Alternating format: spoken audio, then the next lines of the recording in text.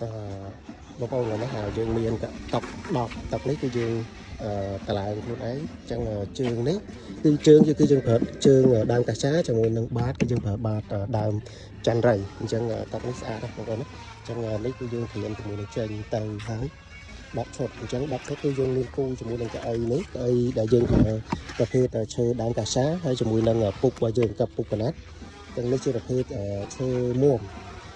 ហើយតុកនេះគឺយើងប្រើខ្លួនឯងជាមួយនឹងកៅអីតុកនេះហើយជាមួយនឹងសឡុងអីក៏យើងធ្វើការដេរដែរអញ្ចឹងបងប្អូនណាត្រូវការអីអាចតម្លាក់លេខតម្លាក់អីគឺតែឆាតសួរពីតម្លៃអីគឺយើងលក់ឲ្យតម្លៃទីតម្លៃបងប្អូនណាចែកគ្នាប្រើសម្រាប់ជាពិសេសសម្រាប់ម្ចាស់រេស្តូរ៉ង់ឬក៏ហាងកាហ្វេណាដែលគាត់ត្រូវការ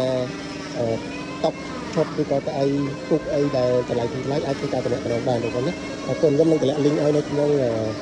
ខាង comment ខាងក្រោមចឹងបងប្អូនដែលត្រូវការអាច